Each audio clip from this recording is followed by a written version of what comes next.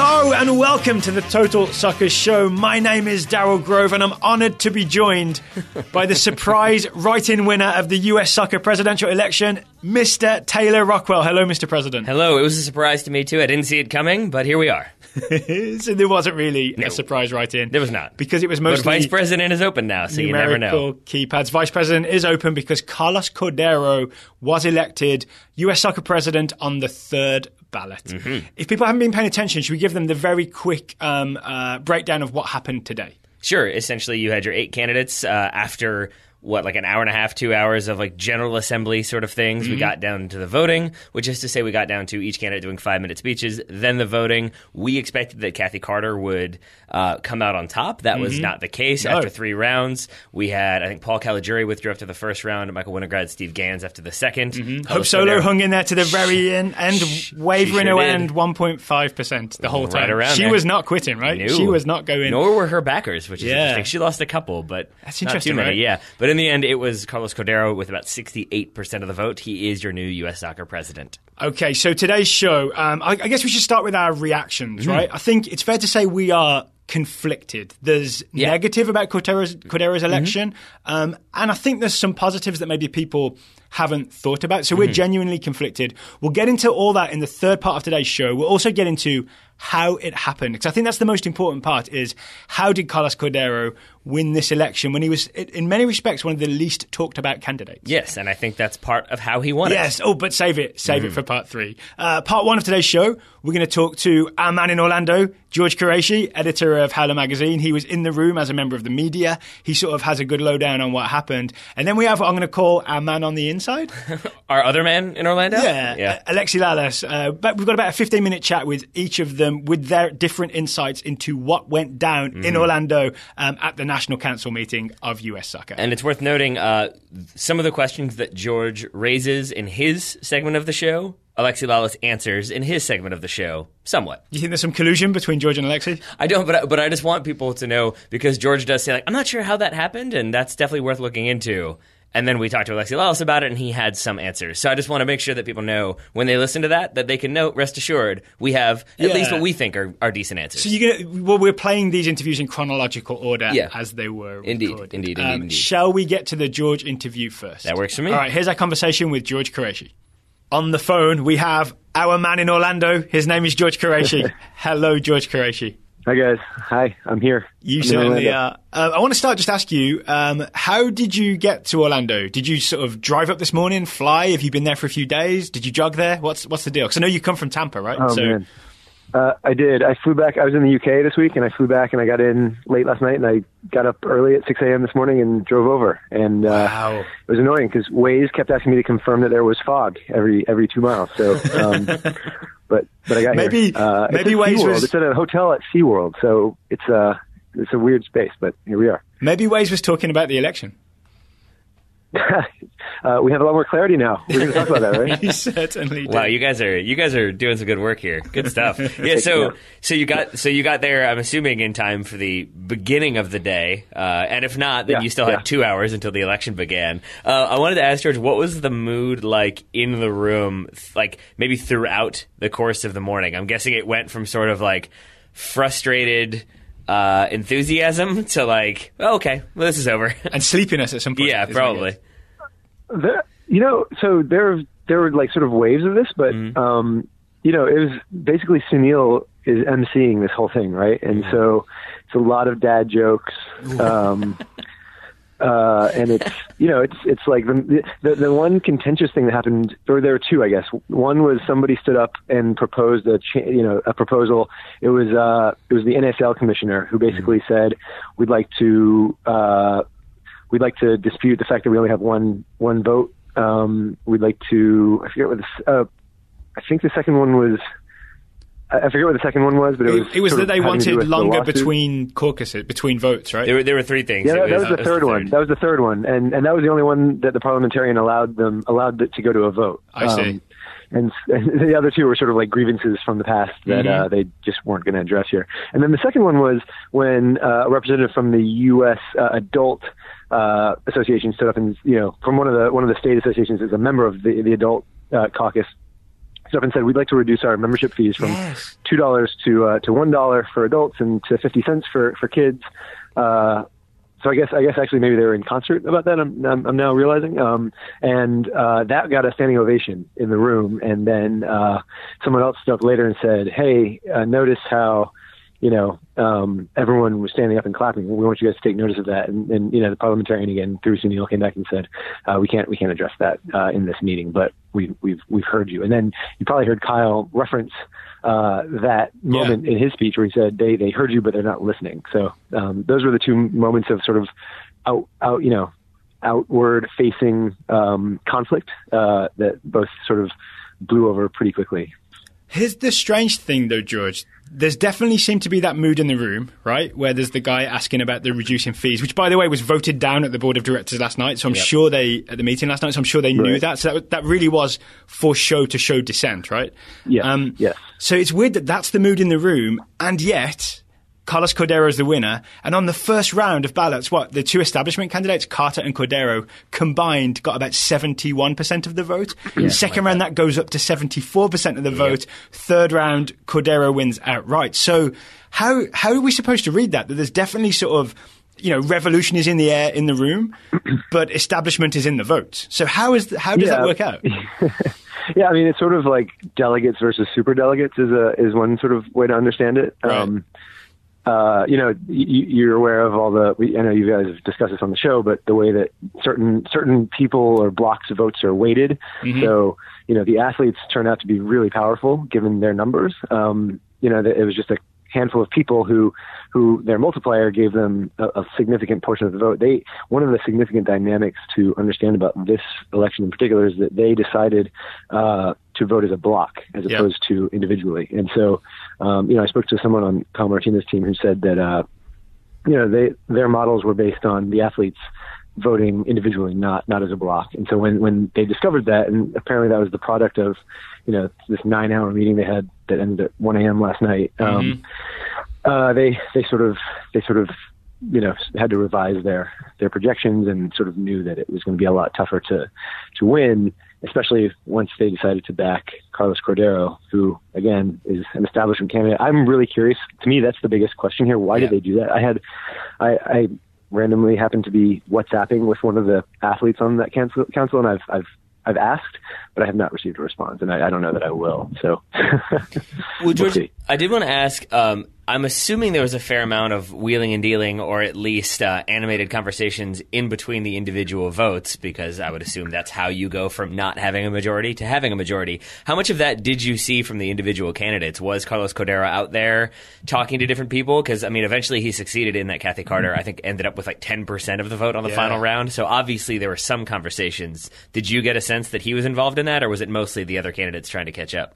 Yeah, so the media we're being held in this little area in the back corner of the room, and we're actually not allowed to enter the rest of the hall where this is taking place. Yeah, I heard the PA person like very loudly declare only people with red lanyards are allowed in, and I was like, ooh, somebody from the media tried to wander in there. Was that you, George? Was it you he was talking to? If it, I'm not going to reveal that, and if I did, I wouldn't get caught, guys. Come on. But no, because they have these voting machines. They look like those little telephones they have on the backs of airplane seats. Yeah. And work I just guess as well. And they were worried that that the results could be compromised if someone could get in and tap a button. And so, but my point is that I couldn't see really what those candidates were doing, because instead of sitting there in that little pen, I got up and walked into the hallway outside where some of the candidates would gather. And so Kyle Martino was out there and Steve Gans was out there, and they were talking to each other, and sort of each of them has their teams here. And I think they were trying to figure out what to do next, how to strategize. But I really think that once that first ballot was taken and Cordeiro and Carter had such a huge lead over the other candidates, I think everyone pretty much assumed it was going to be one of those two. There was not much of a path for the other, any of those sort of quote unquote outsider candidates. And the read that I have and that has been sort of talked about here is that the question was, how long did the pros, which is, MLS and USL, essentially controlled by Don Garber and his clique, how long were they going to wait to change candidates? Because essentially they became the kingmaker, right?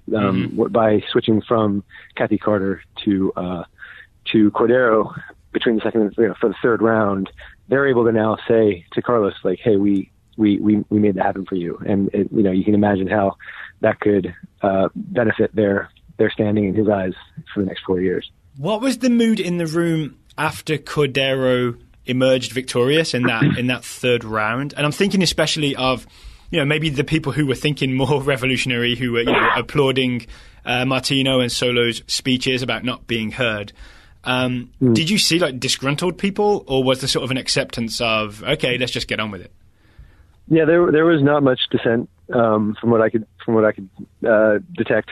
It seemed to be acceptance, and just sort of this is how it goes. I mean, I don't think anyone was surprised, especially after those first two ballots. It's kind of the adult and the youth associations. The adult more so. These are largely volunteers. They're people who are really passionate about the game and care about some.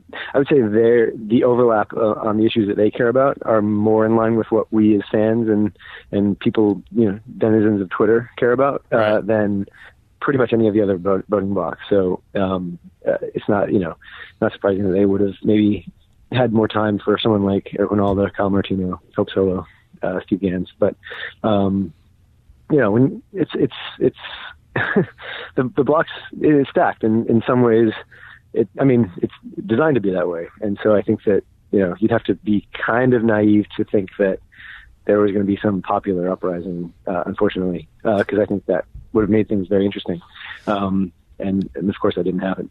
So when you say the blocks were stacked, I am curious if you were surprised when that first round of voting came up and Carlos Cordeiro was ahead. I think he was ahead, right? Or was at least very, very close. Yeah, he was still ahead. Because I think Daryl and I both thought that there was I think if we had to bet, we would have bet on Kathy Carter in the second round. Mm-hmm. So we were both pretty surprised that Cordeiro had made that surge. Was that something that people in the room were also surprised by? Or was that sort of, once it was reported that he had gotten the athlete count, so was it sort of expected that he would be on top in that first round? Again, like all the forecasting is really hard to do, right? Mm-hmm.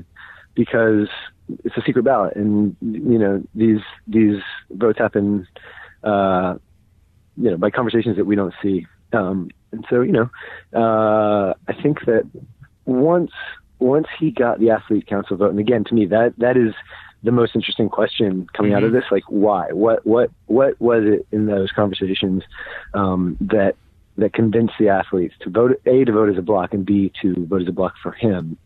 Why did that happen? I have no idea. I don't know. There were rumors that there was, pressure being applied to the athletes, to vote for Kathy Carter because, their endorsements could be in question if it was a radical departure from status quo. So I know she very carefully mentioned that without using the W word. Right. So, but yeah, I think to me that is the most. Yeah. So that to me was definitely the most interesting question. Well, yeah, I also heard that Carlos Bocanegra, who is a pretty senior member of that council, was throwing his weight behind Kathy Carter. So I don't think it's obviously not correct, given the outcome, to assume that the athletes were going to just get behind an athlete because they're athletes. And that's so the dumb take, I think right? and so that debate, I think, was more complex than I think we probably anticipated before it happened. And it makes sense. I mean, if you think of MLS being a power center, these athletes are themselves a power center, but a lot of them are also part of that MLS cabal. You know? And so Bocanegra clearly would fall into that category as part of Atlanta United. And think about the fact that some of those players didn't come to vote. They weren't here. They said that all of them were involved in the deliberations, but I mean, if you're not in the room, you just have less influence. So I just don't know how that went. That's my biggest question. So I don't know.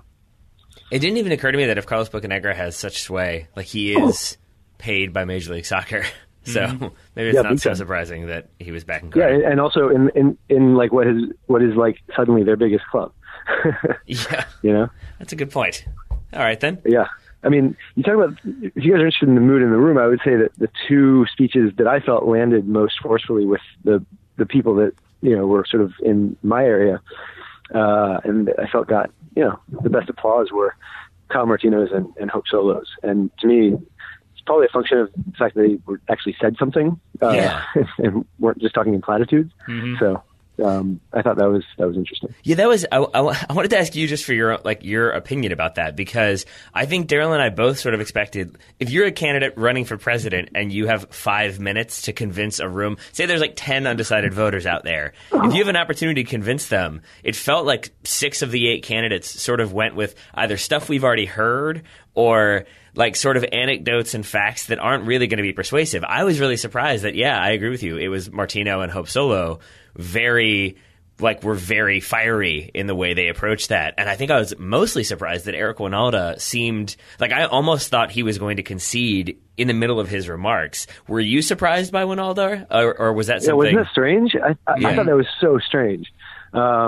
Just totally odd, and not in keeping with the personality that he's projected throughout this campaign. You know, it wasn't even like resignation. It was just like a really feeble, I'm not even sure what it was, how to characterize it. It was odd.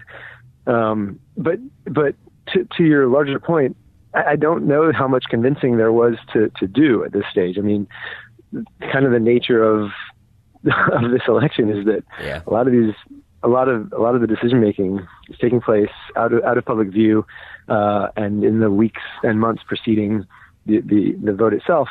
You know, so you end up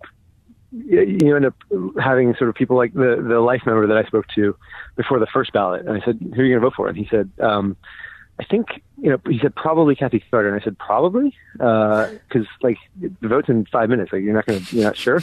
I said, well, sorry, not the vote. The speeches are going to begin in 5 minutes. And he said, well, I want to read their body language when they're giving their speeches. I'm like, well, I'm not sure what else I can tell you.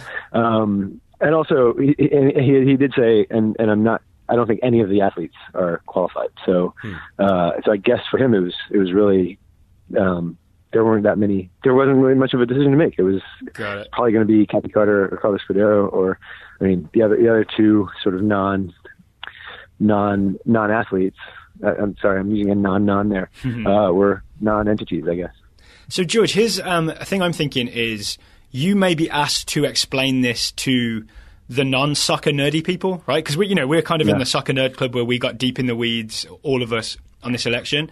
But you may end up going on, I don't know, some other podcast, or maybe an English podcast. I know you've made some appearances on the Totally Football show, right? To explain this to people who aren't in it. How will you explain this to them in this sort of very basic way? When they ask you sort of what happened here, what will you tell? What will you tell of it? That's a good question. I was sitting next to the writer The Guardian sent here, and I said, "How does this happen in England?" He said, "I don't know, but I don't think it's like this." And so, so this isn't a direct answer to your question, but I did see a tweet that I thought was really interesting, and it's not one of my own. I'm not going to commit that sin, but it said, you know, so we have MLS, which is run by an ex-NFL guy. Who just put his support behind the new U.S. soccer president, who is, not a soccer guy, has been in the game for 10 years by his own admission. In his acceptance speech, he said, "Thanks to Sunil and the other board members for bringing me in 10 years ago and introducing me to the game."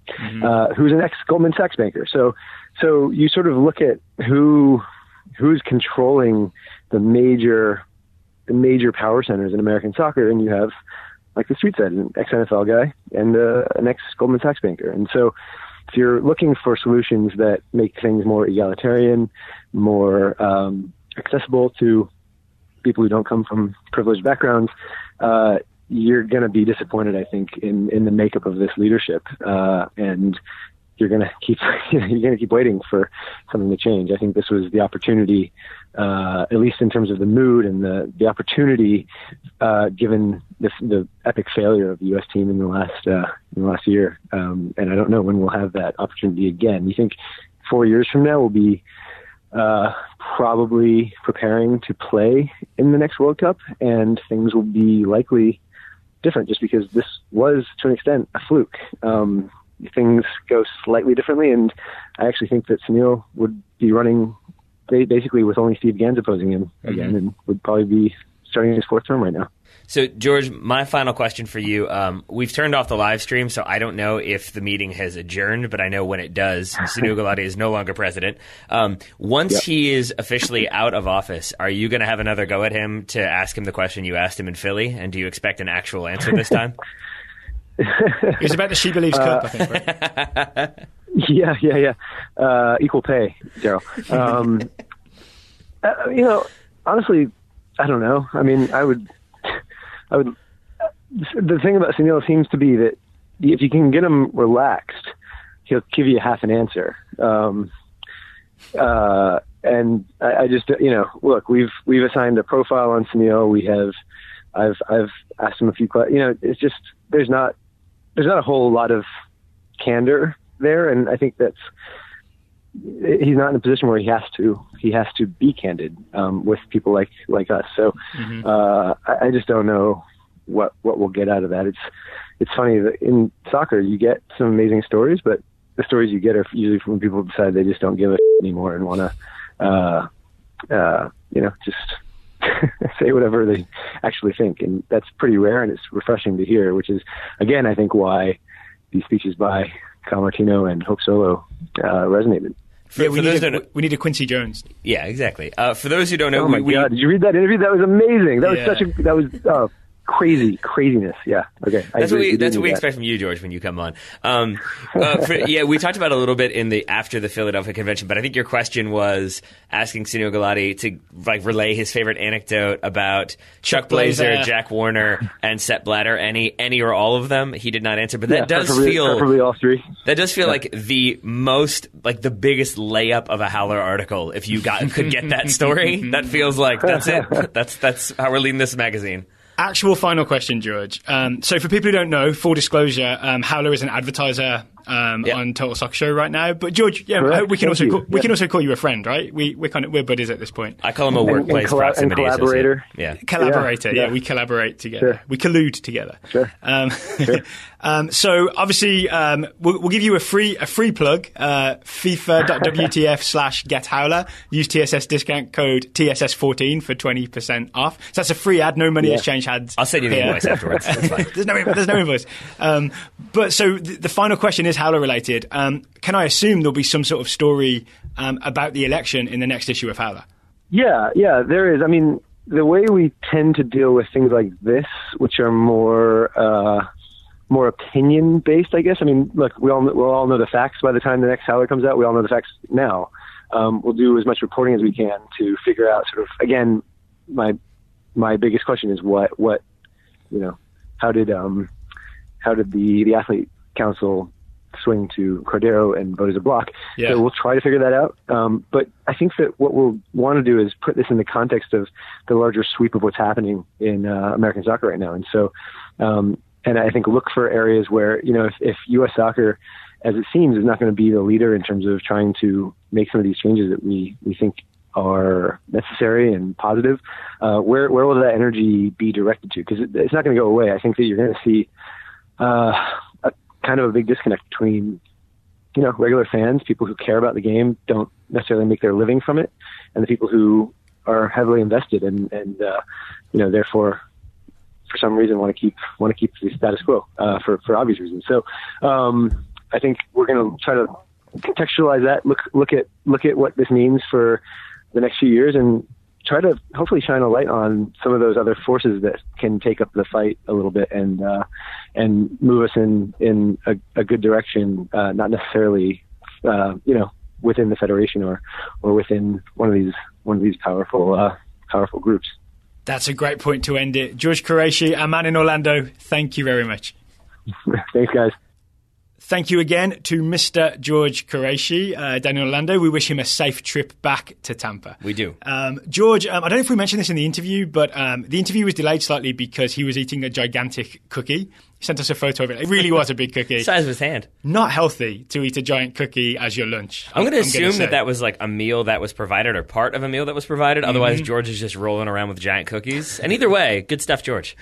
Except, I hope when he gets home, he cooks a more nutritious meal. Man, I will say, and if he does, he should use Blue Apron, because I have done that in the past. I have definitely come home and thought, I could eat a handful of banana chips, or I could make a Blue Apron meal, and it's really easy, and then I'll have actual food and not hate myself in an hour. Banana chips still better than cookie, I'm going to say. Unless they're coated in sugar, which I feel like they frequently are. Yeah, I do that with ginger as well. There you go. So Blue Apron is the leading meal kit delivery service in the United States. Blue Apron delivers fresh, pre-proportioned ingredients and step-by-step recipes right to your door that can be cooked in under 45 minutes. That is definitely the case. And I would say that's especially impressive because when I make a meal without instructions, I usually think I can whip it together in 20 minutes. It tends to take longer. I'm going to say you're good at following instructions. That makes sense. As long as there are pictures and boxes I can check off to make sure I've done it all right. Yeah. I will say I am not good at following instructions. I have to remind myself to go step by step through Blue Apron and don't just assume that I know what comes next. You know what I'm saying? Yeah, I'm definitely with you on that one. Also, pro tip, read the whole thing first. Yes. Instead of just going step by step and not reading to the end. Remember those tests? Have you seen those tests that kids have in school? Yeah. And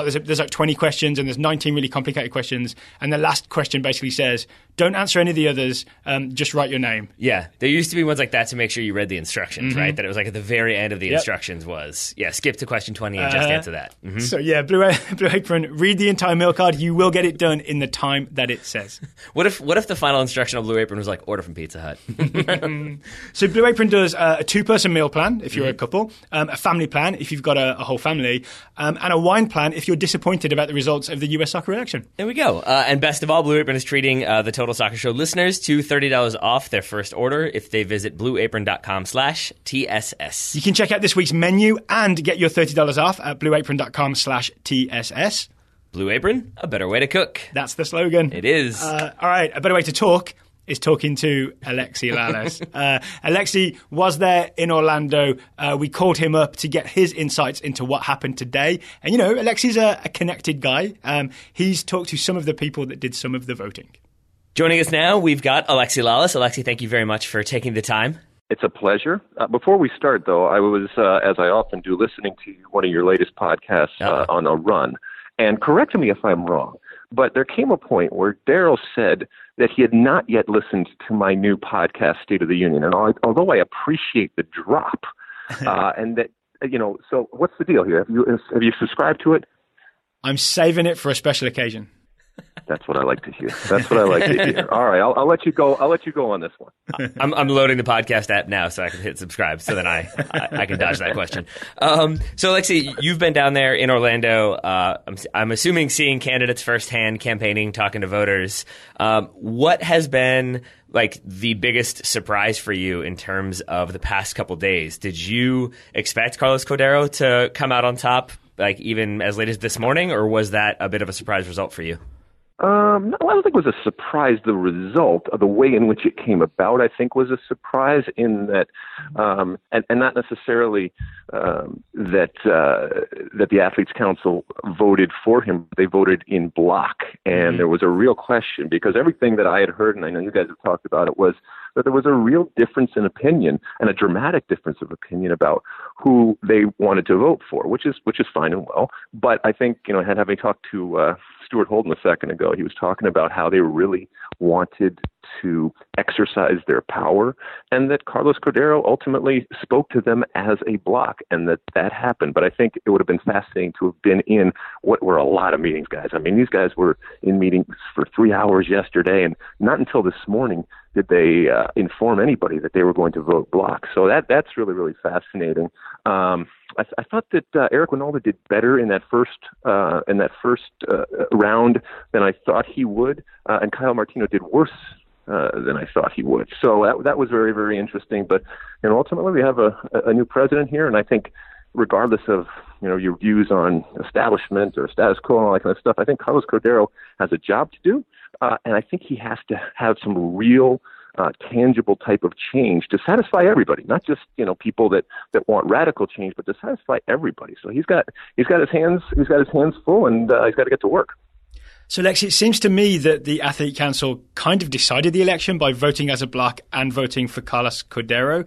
Do you have any insight into sort of what impressed the Athlete Council about Carlos Cordeiro? What did he say that impressed them? Yeah, you said he spoke to them as a bloc. I'm wondering what specifically he spoke to. Yeah, we asked to do that, and I'm not sure that he provided specifics. And I know he didn't provide specifics, but I think Carlos is not a sexy name, and he's not a sexy candidate, and he's not a very good public speaker, to be quite honest with you. Having said that, I think when he gets in a much more informal type of setting and with less people, I think he, through time, because you have to be patient, I think it emerges that, number one, what everybody knows, but I think he can, in time, prove is that he's a very smart guy. If you'll notice, he was very strategic, especially over the last couple of weeks, of pointing out that he is, well, in my estimation, he's an insider, as insider as you can get, because he's the vice president of the Federation. He did a really good job of channeling this message of distancing himself and showing that he was independent. I don't know if that ultimately played out, but I think it did resonate with some people, and I think it helped him ultimately. But I think he probably got in front of people and said, "Look, here's the money situation. Here's the sports situation. Here's what I've done." And I think he probably ticked some boxes and resonated, as I said, with more people than we realized. One thing that we speculated about a little bit was that there was all the reporting about the Gang of Six, and if they were going to come together and agree on a plan for how to basically have a unified approach. They didn't end up doing that. And I am wondering, do you think that maybe played into things a little bit, that if you're a voter and you see these guys can't even come together to reach a consensus on how they want to proceed, why would I trust them to then run U.S. soccer?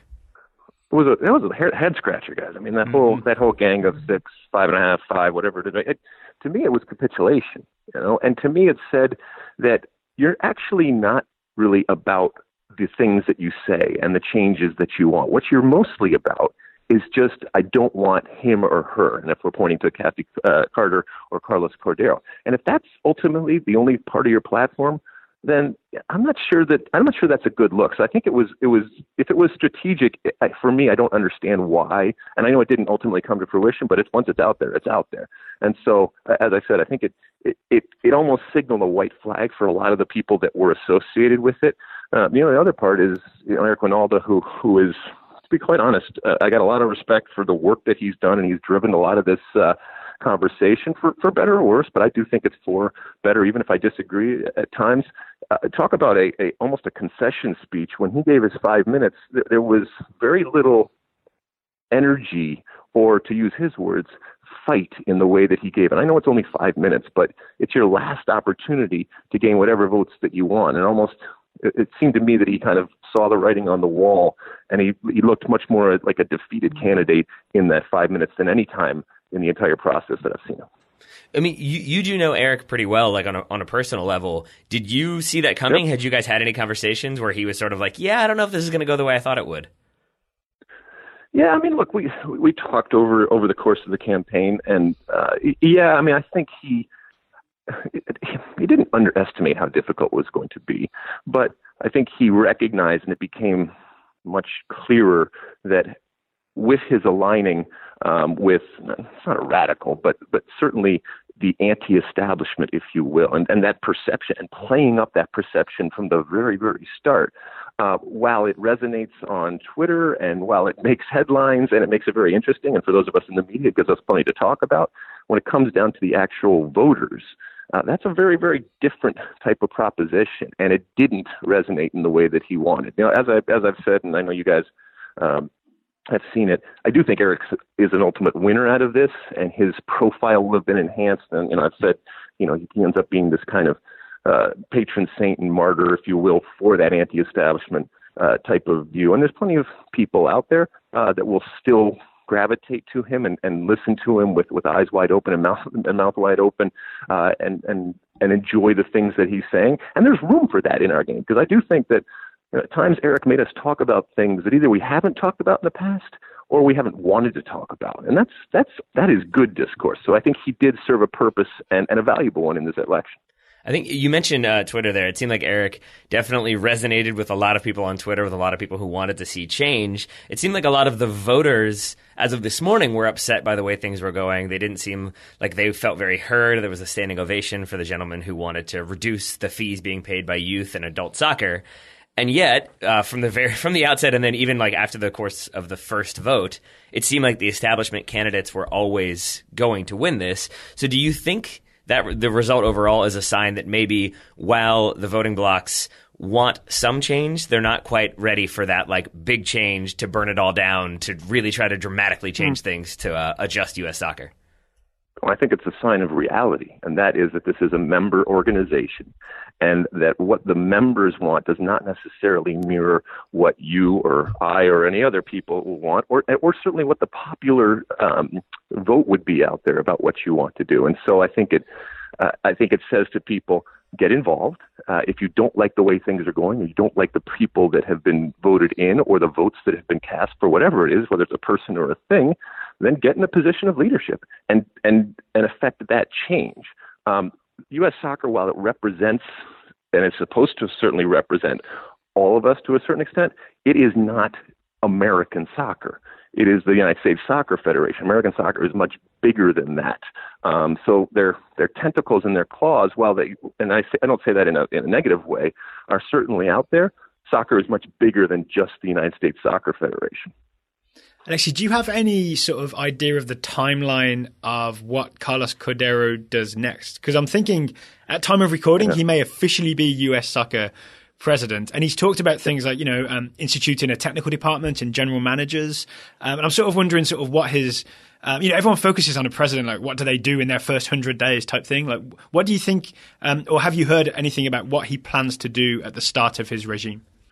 Well, I mean, so let's look on the field. I think he's talked a lot, as of all the candidates, talked about having a technical director for both the men's and women's team. And then obviously there's an actual empty position when it comes to the coach. And I know, Dave is the interim coach right now, but that has to be filled too. And maybe you'll wait until the summer. But I think the ability to find a technical director, someone that is going to implement and get consensus, but ultimately is smart and is completely focused on the men's national team, and one that's also focused on the women's team. I think you can do that relatively quickly.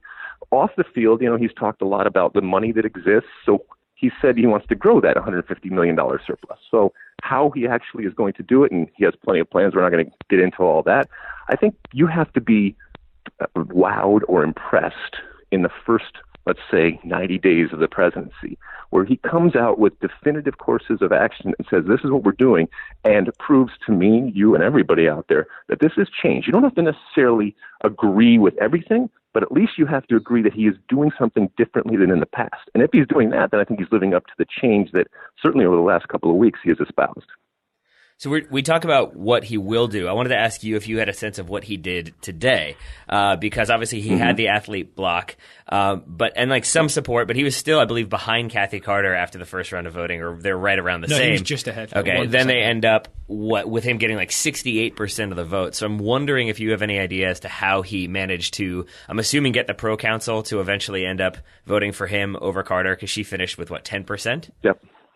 Yep, they flipped at the end, yeah. So the pro council flipped ultimately at the end. Do not underestimate, guys, the value of the experience a few years ago when he ran for vice president and won soundly, I think it was 70% or whatever it ended up being, because some of the same people, some of the same men and women, some of the same places he visited, he talked to, and I think that really, really helped him out. And as you said, he kind of went through this in a very understated type of way. It wasn't big, it wasn't bombastic. We didn't hear a lot from him. He didn't do a lot of interviews. He wasn't very public about the things that he did, but he was strategic and very, very shrewd and smart in terms of the people that he talked to. And then, when you get that athletes council, man, oh man, that puts you in an incredibly advantageous position. And then you pick off some different people, and then people saw the writing on the wall as they went on, which is why ultimately he finished with 60-something%. So you think it's fair to say he was just the most electorally smart, maybe because he'd been through a similar process before. Yep. He knew how the game was played and just went about his business. Because I even noticed his website is the only website that's addressed directly to voters. Yeah, it's not even necessarily a game, because I think that has negative connotations to a certain extent. He was just very, very smart in understanding how it was organized. And we can argue about how it ultimately is, but you need to know the rules. And he knew the rules as well as anybody out there. And he was very efficient, I think, in the way that he traveled, the people that he met, and in terms of getting their votes and having them there when it counted. Final question, Alexi. Do you think you'll be able to get him on the State of the Union podcast? I've known him for a long time. As I said, he's a very, very smart guy. I think he has some bridges to mend, certainly. I think there's a perception also out there, not a perception, I think it's a reality, that he, for lack of a better phrase, backstabbed Sunil Gulati, the man who gave him the opportunity and put him in positions of power and brought him along. And not that he has to have, men senses necessarily with Sunil Gulati, but, those types of things I think he's going to have to do. But ultimately, whether he does that or not is neither here nor there. What he needs to do, as you guys mentioned, is show that he is that change agent that he claimed to be, certainly at the end of the conversation. Because if he just becomes a continual or a consistent with what has happened in the past, then that status quo and that establishment type of moniker will not only come into play, but will be put around his neck, and it will be very, very difficult for him to lose. And I'm not saying he just goes hog wild and just does crazy stuff, but he's got to at least do some things that we haven't seen before and make us go, wow, this is some real change. I did want to ask my final question then. When you say bridges to mend, do you mean just with Sunil, or do you mean with other voting blocs or like people who have a significant amount of power? I'm thinking specifically of Don Garber, because I imagine he also was inclined to follow Sunil's lead back Kathy Carter. Now here we are.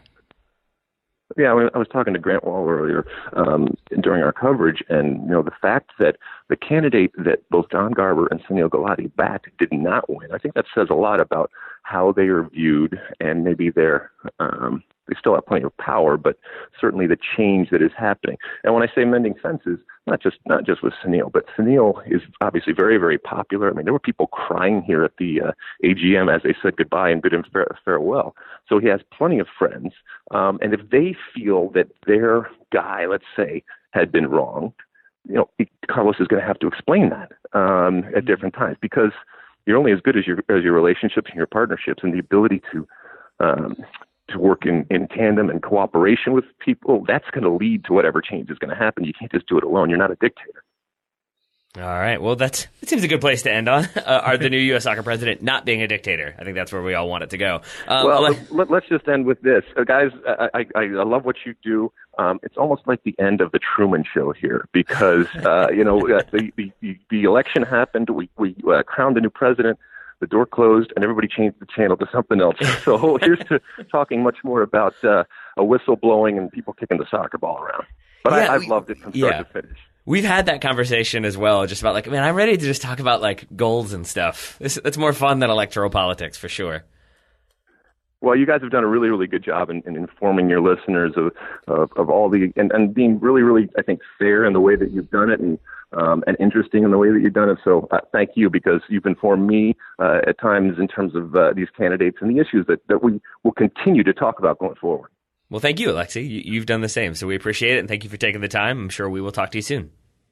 All right, guys. See you. Thanks again to Alexi for taking the time to talk to us. I feel like between talking to George and talking to Alexi, we spent not much on our phone bill. We actually saved a lot of money by not going down to Orlando, and I felt like I was there from talking to our two guests. We didn't get the giant cookie, which you couldn't have eaten anyway, so I guess it balances out. But yeah, it was good times. It was good times. So thank you to George and Alexi for their insights. Before we move on to sort of how we think this played out, how it happened, and what to expect next, worth noting that Carlos Cordeiro, one of the reasons he won could be that his website, carlosforsoccer.com, was powered by Squarespace. And I'm not going to say that that's why he was elected, but it's why he was elected. And I do want to say also, some of the copy points we have from Squarespace, they do kind of fit, because you've got the future is coming, make it brighter. There you go. He's made his future brighter. Keep dreaming, but make it a reality. I'd say he's made it a reality. And he's hoping to make people will be hoping that some of his promises become reality. I would say they definitely are. Yes, and maybe other things that he didn't promise they would also like to see a reality. Mm-hmm. That maybe isn't Squarespace's responsibility, though. I do know Squarespace lets you sort of check the URL that you're going to use as well. Mm-hmm. I'm not sure I'm thrilled about Carlos Cordeiro's URL.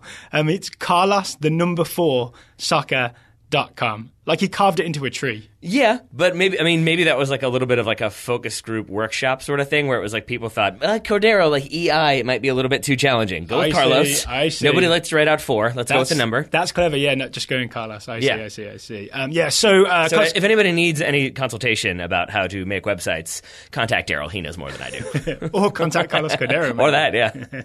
So if you would like to be as successful as Carlos Cordeiro and get yourself elected as U.S. Soccer president, I can't guarantee that making a Squarespace website will get that done for you, maybe 4 years from now.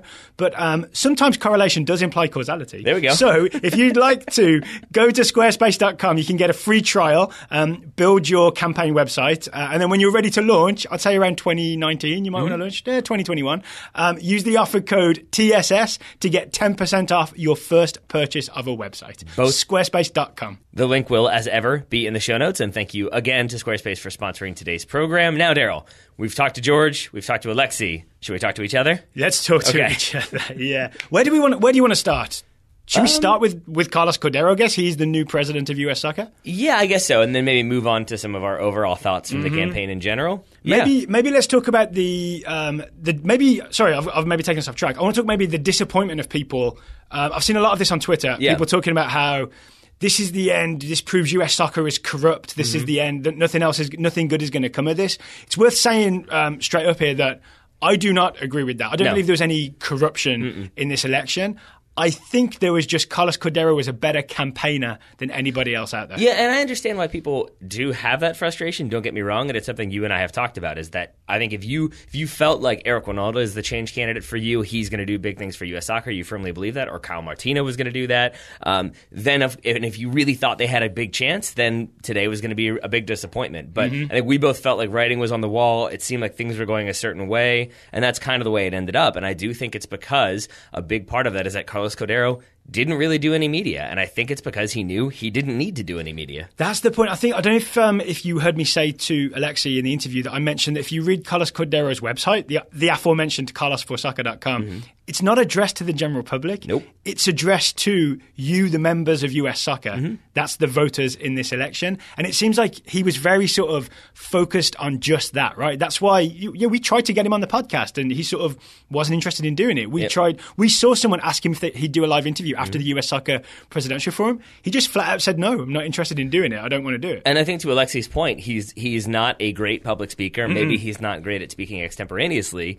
And so then if you're him, if you're trying to speak to these voters or to the delegates who maybe aren't listening to podcasts, then why would you risk kind of potentially hurting your reputation, saying something foolish that can be capitalized upon? I would say I think that's what happened to Kathy Carter a little bit in that she said too much. Yeah, without really saying anything, but in that one-on-one summit in Philly, she kind of had that throwaway line about like, oh yeah, I'd have this exploratory group, it'd be chaired by Wasserman, and suddenly everybody was like, whoa, what's this now? Yeah. And you'll notice she kept referring to it as this like committee. She never said Wasserman again, and I think that's because she said it once and everybody knows. Exactly. Yeah. And maybe she said it elsewhere, but that was at least the most like public forum, which was a public forum, in which I saw her say that. And so I think Carlos Cordeiro knew this won't really hurt me or help me. It can really only hurt me. I'll still do a few. I'll do Grant Wallace podcast, but that's enough. And I also think if you're angry right now, like don't think that we're sort of praising Carlos Cordeiro because we think this is the way that an election should be run. We're more sort of explaining in hindsight how we think he pulled this off. And I would say, for example, pro-rel was a big issue for a lot of people in this election, especially because Eric Wynalda made it one, Kyle Martino made it one. And again, I think Alexi said like those issues have been brought up. It's really good that we got to talk about that. It may move the ball forward, right? But Carlos Cordeiro had the great excuse of saying, I'm US Soccer Vice President, therefore I can't talk about pro-rel because we have all the pending legal action. He managed to sidestep that whole issue because he never said anything that he could then be criticised for. He didn't say he was for it or against it. He just said, I can't talk about it, in public at least. And this is where I want to say again, but this makes me understand again why people are so frustrated by this. And it's because the person who's running for president and has now been elected president did not feel like they needed to have an open public policy. They didn't need to reach out to non-voters. He didn't need to reach out to people on Twitter and make those connections. And so almost as if he's the only one that had been in an election before. Yes, that is definitely true. But I guess, and that is absolutely accurate. I'm just saying that, like, I understand why that would make people feel like, oh, great, it's U.S. soccer continuing to not listen to the people who are buying tickets and watching every game and living and dying with the results. And it does not help that in his victory speech, he thanks Sunil Gulati for introducing him to the game 10 or 11 years ago, as George and maybe Alexi also both pointed out. Yeah. Like, that does not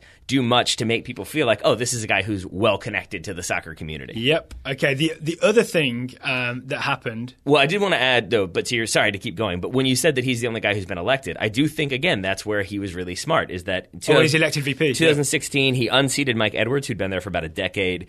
He held off a challenge from Kevin Payne as well, who then was the CEO of U.S. Club Soccer. And I think the key thing there for me is that he learned in that election how to talk to voters, and maybe he didn't do a good job with some people, he didn't get their vote, but he learned from that, would be my guess, and he learned what people want to hear, what they don't want to hear. And I would say he has this idea of, oh, he's been the VP, he's Sunil Gulati's guy. That's what Bill Simmons was tweeting about. Obviously, that's not the case because he endorsed Kathy Carter. But I think Sunil has run unopposed for a very long time. Maybe he wasn't quite as tapped into what voters want to hear about. And maybe that's why Kathy Carter was less tapped in, whereas Carlos Cordeiro knew how to speak to voters and obviously successfully did. And if we talk strategy for a second, it's already been mentioned in the interviews, but the big thing is that Carlos Cordeiro, at some point in the last 24 hours, this is where it all hinged, right? Yep. He got the Athlete Council to vote for him as a bloc. That is, bang, 20% of the vote right there in the Athlete Council as a bloc. I think the interesting thing is, it seems like George didn't know, and Alexi had spoken to Stu Holden, but it seems like there weren't many details out of him. The one thing I would say is, if you go to carlos4soccer.com, I've heard of it, Cordeiro's website, you look at his plan, he does have some specifics on there, and he talked about getting current and former players a greater role and voice in the game. He talked about making the Athlete Council bigger, and then he talked about getting athletes, past and present, onto various committees and giving them more of a voice in how US soccer works. So my guess is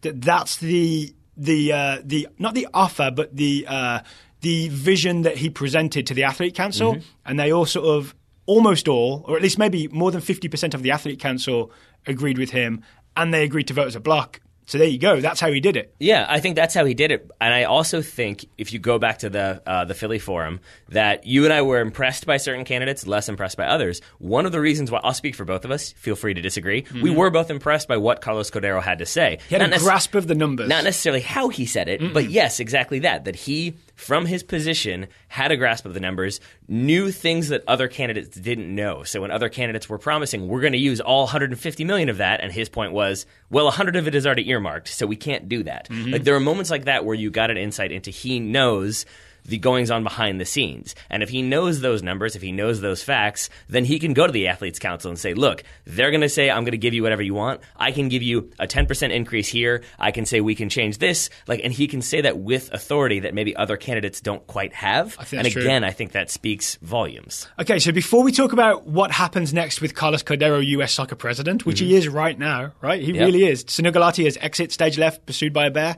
Carlos Cordeiro, it may be stage right. He is the president. Let's talk about sort of the... In my interview with Cal Martino, I had to look up what actually is stage left, stage right. Because I was going to say, you came on stage left, or did you? He did. I think you got it right? Yep. It's from the person on stage perspective. Correct. Yes? Okay. Glad we settled that. Well, speaking of Martino, and Wynalda and Winograd and Solo and Caligiuri and all the other candidates. And shooting yourself in the foot? Yeah. Let's talk about why, in the end... At the first round of voting, you've probably already heard this once on the show, but it's worth reiterating. The first round of voting, it was 30-something% to Cordeiro, 30-something% to Kathy Carter. I think they had a combined 71%. So the other six, the so-called gang of six who were, the change candidates, they had less than 30% of the vote between them. Yeah. And so, so there was really, at that point, very unlikely unless suddenly a lot of promises were made. There was no way. No, and I think the highest was Eric Wynalda in the first round with 13 point something percent. That's the most any change, quote unquote, candidate. No, actual change candidate. Yeah. That's the most they got ever in the vote, 13%. Yeah, and it really, I found myself incredibly disappointed. First of all, just that I really did think that you'd get a little bit more. I thought it might be a little bit closer, at least in that first round. I expected one of the change candidates to have arranged for everybody to get behind them, either in the first round or in the second round. My understanding was going to be that, like, maybe, okay, so it worked out like 13, 10, 10, and then I think Steve Gans had 4% and everyone else was down in the 2s and 1s. I really thought second round then you would see all the change votes gather behind someone like Wynalda or Martino. But that's not what happened, is it? People just kept voting spread among those guys. Yeah. So there was never any cooperation. So the Gang of Six cooperation that we talked about for weeks before was a failure. Right? Yeah. The meeting ended in a draft Word document that was never released. And again, I know I talked about this with when Lalas was on, but like, if you can't reach consensus amongst the group of you who are all relatively like-minded, you're not going to convince anybody that you can, like, provide strong leadership if you can't lead yourselves into making a decision that allows you all to potentially benefit, or at least one of you to challenge the status quo. And I just think, I'm sure there are various reasons for it. If I were in that position, if I were running against you and it felt like maybe I had a chance, or I could delude myself into thinking I had a chance, I might not be able to make that decision. So I'm not trying to say like, oh, it's such an easy thing to do. You and I should always team up. Yeah, I think that's probably for the best. That's what the internet would say. So I just think that like you could find commonality, you could find common ground, you could find a common approach. Even as I think was speculated to say, look, whoever has the most votes at the end of round one, that's who we're going to back. That didn't end up being the case for a variety of different reasons, I would assume. But it's still. It just felt like there could have been a lot more unity there, and instead it felt like kind of a damp fizz at the end of just nobody came out. Hope Solo came out firing for sure, and I enjoyed that. I enjoyed that Hope Solo spoke her mind from beginning to end. Kyle Martino, I thought, gave a very passionate speech today.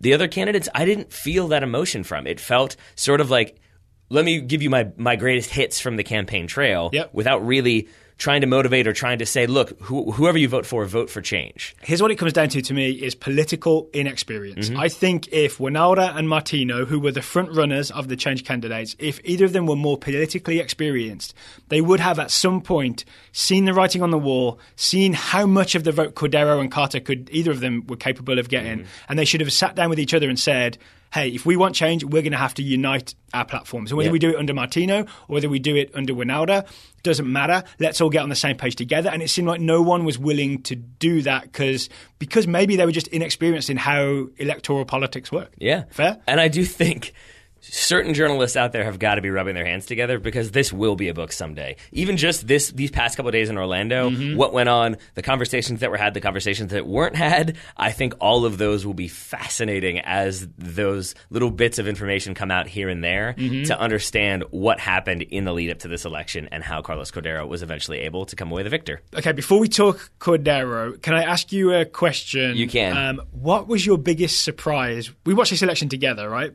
What was your biggest surprise when the first round and second round of voting came out? So can I separate into, because I had another thing that I found very surprising was before the voting actually started, I was surprised by how Sunil Gulati chose to approach the day. It felt like there were a lot of little comments here and there. There were some passive-aggressive things. And then at times there was He's going to do a passive-aggressive stand-up comedy tour, I believe. It felt like that, man. And then at times there was a lot of sort of frustration where it seemed like nobody, as was the case in Philly, again, there was like nobody quite knew what the protocol was, and so it was a lot of figuring it out on the fly. That was a lot of reading bylaws on the fly, right? Yeah, that was really surprising. And then the irritation that followed, also strange. And then, so then to go to your actual question, I will say, honestly, I was shocked that Eric Wynalda got 13%, Martino got 10%, thereabouts. And I was shocked that no change candidate ever really pushed above those numbers. I think Wynalda got the highest in the first round. After that, it stayed about 10%. My biggest surprise, Michael Winograd. Yeah. I was really impressed with his platform. I was led to, I understood that he was one of the 4 candidates interviewed by the Athlete Council. I really thought he would garner more votes. I think he ended up with like 0.5%. He did not go as well as expected for Michael Winograd, and I'm really surprised by that because I thought he was a more impressive candidate, at least public-facing. I don't know what happened behind closed doors. All I can say is that it did feel like from like maybe a month or so ago on that it was basically it was 4 candidates who could actually potentially make some waves. Those 4 candidates were Martina, Wynalda, and then obviously Carter and Cordeiro. And so I just wonder if some voters thought, I really like what you're saying, but you're probably not going to win, so I can't really, go out on a limb and endorse you, and so here we are. Final thing, what did you think about the sort of the proceedings? Because I have a theory that it looked shambolic, but only because it was streamed. It looked like it was kind of on TV, and it's people on a stage, and there's someone behind a lectern, and you kind of think of it as like an award show or something like the Oscars or the Golden Globes that's like much better produced. But in the end, what you're really watching is just a meeting, right? Yeah. It's just a meeting, and that's why there's a lot of sort of checking the bylaws as you go. I think really that's actually quite normal. It's just that it was...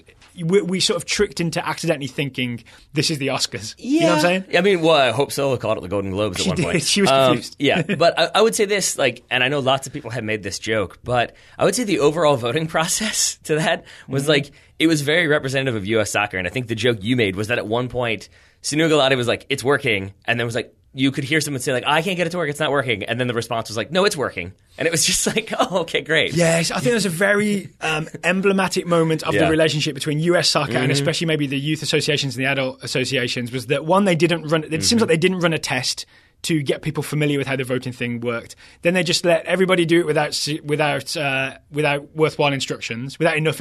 What's the word I'm looking for? Without the correct level of instruction and practice before they did it. And then Sunu Galati got mad at everybody in the room for voting incorrectly and got kind of snide with them. And I'll say this: like, this is a weird. Snide the right word? That might be a little smug, maybe in there. No, snide I think is good. And this is a little bit off topic, but we recently changed how our feed operates, right? Like the TSS and to RSS? do so, you had to check a box that said don't destroy everything. Yes. And if you didn't check that box, everything was destroyed. And you, even though you knew you weren't going to mess it up, there's still that level of panic, right? Of I don't want to mess this up. I don't want to mess this up. And so to that end with the voters, it's such a serious thing that if you leave out one step of make sure you hit submit, or make sure you do this after hitting submit, people are going to panic because they don't want to do it the wrong way. And those instructions have to be crystal clear. And so that to me was just sort of again, there's a little bit of out of touch nature of the voting that wasn't ideal. And the at the time current US soccer president blamed the people in the room for doing it wrong when they hadn't been given enough information to do it right. Yes. I'm just saying. He is the outgoing president, so there we are. But my final thing on the voting overall, before we get to Carlos Cordeiro, I do want to say, though, I said I was really surprised by the percentage vote that Eric Wynalda ended up getting. And we talked a little bit about Alexi Lalas saying that no matter what, Eric Wynalda comes out of this the winner because he has spoken to change, he has resonated with people. And I didn't quite believe that when he said it. I honestly, I believe it now. And I believe it now because... But what can he do with that? Well, hold on, I want to say, though, but that, I don't know what the answer to that question. But I would say this, that we know he got the NASL vote, which was, I think, 1%-ish of the overall vote. So I think he got 13.6 the first round, something like that. So then 12%. We know he didn't get anything else from the Pro Council. We know he didn't get anything from the athlete block. So you think he resonated with youth soccer and adult soccer groups, at least a few of them, more than I thought he would, to be honest. And so I do think that he comes out of this. But he needed all of them to win, right? This is definitely true, but I still think more of them liked what he said and believed in what he said. And I was very surprised by that. And I do think that he can continue to be a voice for change and a challenging opposition voice to the U.S. Soccer's board. So the challenge, in my opinion, the challenge for Eric Wynalda now is to use that sort of voice that he has, to use it in a positive way that isn't sort of burned down soccer house, but it's sort of, here's a sensible plan we could all get behind. Sort of, if Wynalda would sort of persuade his people, who the people who support him both in the voting block and outside the voting block, maybe if he could persuade those people that say Michael Winograd's very sort of gentle introduction of promotion relegation with the 2 guest spots in Major League Soccer. If he could persuade them that was realistic and achievable, maybe that would be better to move in that direction. And then we just get everybody pushing for one thing, as opposed to all these disparate ideas of what pro-rel is and how we get there. Yeah, I think so. And I think that would be good, and I believe in him to do that. And he'll be doing that against Carlos Cordeiro. Yes. So let's talk to what happens with Carlos Cordeiro next. Then we don't know his position on pro-rel, which is interesting. My guess is that he's not going to do anything. My guess is that his position is no thanks. You think? Yes. I'd like to find out. I'd like to get a statement from him at some point on this. Yeah? I mean, maybe he's going to say it's after the litigation happens. No, because after the election's over, he's not bound by any sort of don't talk about it type stuff, right? I don't think so. I don't understand the law. He still might refrain from speaking about it publicly again because he doesn't want to get himself into trouble, and why he doesn't need to, and so I don't think he will. And I think I say that not because I agree with it or believe in that approach, but because I do believe in having realistic expectations of what's to come. And if I'm putting myself here, if I say I'm expecting him to talk about pro-rel, I think I'm setting myself up to be angry and disappointed. Yes. And I would rather think he's probably not going to talk about it. I'm going to focus my energy elsewhere. I'm still going to want it someday. And that is my biggest disappointment, I would say, is that it felt like so many of the candidates had talked about it publicly to the extent that it felt like if any candidate aside from Kathy Carter or Carlos Cordeiro won this election, it was on the table. And I don't think it's on the table anymore, and that makes me disappointed. But I'm not going to then spend the next however many years saying, well, this is terrible, everything's bad. Because there will be progress in other areas, all right? So Carlos Cordeiro, from reading his platform, which is definitely where he expresses himself better than in public. Can I say one more thing to that, expressing himself in public? I genuinely think that somebody on his team was like, look, when you're elected president, when you do your acceptance speech, usually what you do is, thank the outgoing president, thank the voters. Your three things you have to do, thank the outgoing president, thank the voters, and promise, conciliation, we're all going to come together. That's what we need to do. And he was like, okay, I can do that. And then went out there and literally did those three things and was like, and I'm done. And walked off stage. That was it, yeah. So yes, not the the uplifting speech that maybe some of the other candidates would have delivered. Well, based on what we've seen of him from the election, exactly. the conciliatory stuff will be behind the scenes, right? It won't be a rousing speech. It'll be making connections behind the scenes. We would hope. Yes. Okay, one of the things he ran on, like we said, Athlete Council, we can expect to see past and present athletes put into positions on US soccer somewhere. I believe that seems to be the promise that has been made. He talked a lot about a technical department. Yep.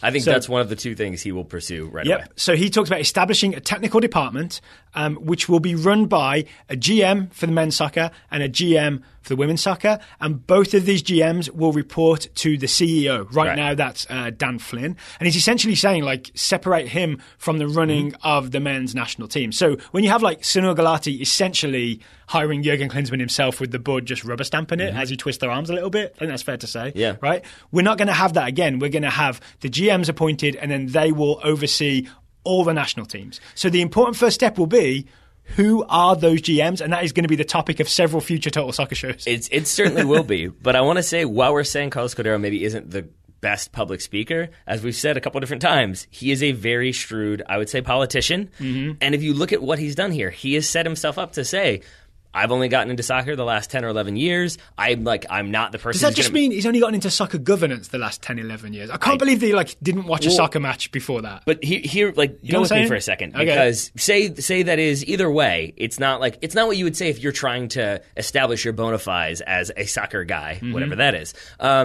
But I think what he's doing is setting the stage to be like, no, that's somebody else's department. I'm acknowledging I don't have that much of a background. I want the technical directors to handle that. I'm going to handle all the other boardroom managing stuff. That's going to be my job. But the on the ground, who's playing, what they're doing, that's going to be somebody else's. And I think he's intentionally trying to distance himself from those decisions. So he's also talked about empowering the board. And what he's going to do is create two new board level committees. One will be the technical committee, which will have an athlete director, and the other will be a commercial committee, which will have an independent director. So the technical committee will essentially oversee a lot of soccer stuff, which I assume goes down to some US youth soccer, adult soccer, all that business. The other side is the commercial stuff. They'll be responsible for TV revenue, for advertising, commercial, all that stuff. And I think the idea is to just not have the whole board try and figure it out together, just sitting around a table figuring it out together, but to have specific committees that are responsible for each of those things. And I quite like the separation there, so that you don't have a weird muddled thing of where a US national team game is played isn't half soccer and half commercial. At least you'll have input from an actual committee to decide it. Yeah. Does that make sense? And I think that's what it needs, strangely enough, is more bureaucracy. But I think you need more bureaucracy with more transparency, so you understand who's making those decisions and how they're being made. But it's not just like the board and the president kind of unilaterally deciding this is where it's going to be, this is how it's going to happen. Yep, exactly. And notice that it'd be an athlete director in charge of the technical committee. That may be one of the jobs that he sort of talked about and promised to provide for past and present players. That may be part of why the Athlete Council were happy to vote for him and give him that 20% in the end. He did get some youth soccer votes as well, presumably, because he got 68% of the vote in the end. So he must have got some youth soccer votes and some adult soccer votes. He talked about a new membership department with full-time staff liaison to youth and adult soccer. So that if you're the Massachusetts Youth Association, you have a person that you can contact at Soccer House. You have the direct phone number to that person, so you can go straight to them. My guess is that, and we don't know anything aside from he got the athlete block, my guess is that he didn't get a single adult vote. Why is that? Because he is on the board, or was on the board up until being elected president, and now I guess still is on the board. But we know they voted the day before the election to not reduce the fees for adult soccer. Yes. And I do wonder if maybe there was a standing ovation when the gentleman spoke out against that decision. And I wonder if maybe there was sort of like, you can't tell me you're going to do good stuff for me if you just voted not to like do the thing that I've asked you to do. So I do wonder if maybe that was why you didn't see more support for him, at least early on in the voting process. I think that's fair. Okay, final thing. If you want to look at maybe some positives for Carlos Cordeiro, he did sort of run on and talk about equal pay for women, equal treatment, no more artificial turf, all that stuff. Like that stuff that Sunil Gulati has not said.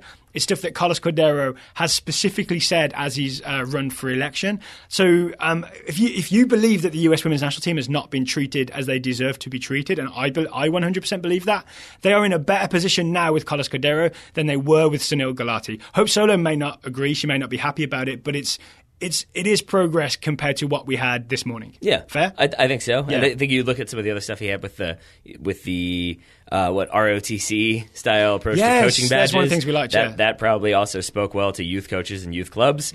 I would say the other priority, I thought he would have two. I think one, you're right, is the technical department. I would say number two, I don't know how involved he will be in this, but is the 2026 bid. I think he's going to do whatever he can. And the 2027 bid for the Women's World Cup. Also we could have 2 summers of soccer in the United States. I hope we're still doing a podcast when that happens. But I think if you are a politician who wants to solidify their support and their base, finding a new coach for the men's national team, but not really being the one directly doing that will be appealing. And then being able to say, we got the World Cup, guys. We got 2 World Cups, guys and girls. Like, that will be a big thing for him to be able to latch onto very early. All right. Okay, so probably some more Carlos Cordeiro talk in the future, especially as we think about those technical departments and the GMs. I want to circle back a little bit to think about the candidates that are now defeated. Carl Martino, I think he was going back to, he was essentially like on vacation sort of thing from NBC Sports. Does he go back on NBC Sports and do the Premier League next weekend? Like, how soon do you think we see him back in action? Should we call him up? Maybe we can ask him when are you going to get back to work. He deserves a vacation, I would say. I would say all of the candidates deserve vacations. Or, here's the thing, Carlos Cordeiro was the vice president. He is now the president. That means there is a rather powerful role open on the US soccer board, that of vice president. There will be, I don't think the date has been announced, but there will be a special election to elect the vice president. Do any of these candidates, like say Carl Martino, I sure hope so, do they run again and become the VP and get involved in US soccer? Again, going back to what I was saying about the Gang of Six and the change candidates, if you really are all about, I want to help the game grow, I want to be a force for change, if it's the force for change part that you're focused on, then you run for vice president. If it's the I want to be a force for change, then they don't run for it because they wanted to be president. They don't want to be vice president. But I think any one of those candidates should and could run because it's another voice potentially of opposition. Let me rephrase that. I don't think Kathy Carter's going to run. I think she's going to go right back to running Soccer United Marketing. Soccer United Marketing. Yeah. So then you remove her from the equation. You've got those 6 candidates left. I think all of them could and should. Yeah. Okay, so that'll be another election for us to follow in the future. And all those candidates will have a bit more political experience now. This is a bit like Godfather 3, I think it is, where I was like, we're done. The election's over. And then they pulled me back in with the vice presidential election. Final thing is, in Cordeiro's platform, he talked a lot about investment and increasing the money coming in. One thing to watch will be what happens with US soccer's commercial partnerships and sponsorships. How does he find more money? Because he really did talk a few times about how US soccer could be pulling in more money than it does right now. It could be more commercially successful. He's a Goldman Sachs guy, right? That was where he made his career and his money. We will see if he's able to bring in more money than the Sunil Gulati regime could. That'll be worth keeping an eye on. Cough, Michael Winograd, cough is what I'd say. I would also say a cynical part of me would believe that he was deliberately vague with that, because he just said, right, increase. We want to increase the amount of funding. Increase and invest. If you do a search for those things on his website, there's a lot of those words. And if you go back to there's a $150 million surplus. He says that by 2022, like $100 million of that is earmarked, so you've got $50 million left over. If you put another $1 million into scholarships in the youth game, you have increased funding to the youth game, probably not to the extent that most people would want, but I do think there's probably an element there of he was non-committal with the specific numbers to be able to then say, well, like, here's $1 million here, here's $5 million there, here's $6 million there. You are doing what you said you would do, maybe not on the grand scale. But then I'm sure he will, yes, pursue other partnerships and other opportunities. So that'll be worth seeing. Does a lot more money flow into US soccer? We'll see if that happens. Anything else to add? Because I think this show, we haven't been talking that long, but with 2 interviews, this show could run long. We've been talking a decent amount of time. Yeah. I would just say, look, again, to go back to the people on Twitter, the people who really felt disenfranchised or upset by this. I know Will Parchman tweeted out that like U.S. soccer is going to lose a lot of people following this election. I think that was if Kathy Carter were elected was when he was tweeting that. I understand that people are upset, and, you know, be upset, rage if you want to. But I would say don't give up on U.S. soccer selfishly, because we want people to continue to listen to us talk about U.S. soccer, but also... Or American soccer. Yeah. Don't give up on American soccer, the concept of it, as opposed to the institution. But I would also say that, like, don't just assume, again, to go to the Bill Simmons thing of, like, oh, good, we've elected Sunil Gulati's right-hand man. Like, no, we've elected a guy who broke rank to declare his candidacy and burn bridges, as Alexi talked about. And so, I think he said backstabbed. Yeah, so I'm sure that's how Sunil might feel about it. But I'm just saying, I'm not saying give him a chance, but I'm saying I do not think that this is the end of American soccer. I don't think it means that everything is ruined and nothing is ever going to change. I don't think it's going to change as fast as I would like, but I still think there are opportunities for growth and improvement under the presidency of Carlos Cordeiro. Okay, so the future is to be written. Total Soccer Show will not be back on... And if he says I'm pro-rel, then we're back in. Yeah, we'll see, right? So we're recording this on Saturday. We won't be back on Sunday with our thumbs up, thumbs down review normally, because it's putting two shows a little close together, and because we want a little time off to spend with our significant others. We'll be back in the studio. Sleep. That's all I want to do. I'm so tired. Your significant other is closing your eyes, right? Correct. We will also, and Margaret, we'll be back on Monday. We'll be in studio on Monday with a weekend review of all the action.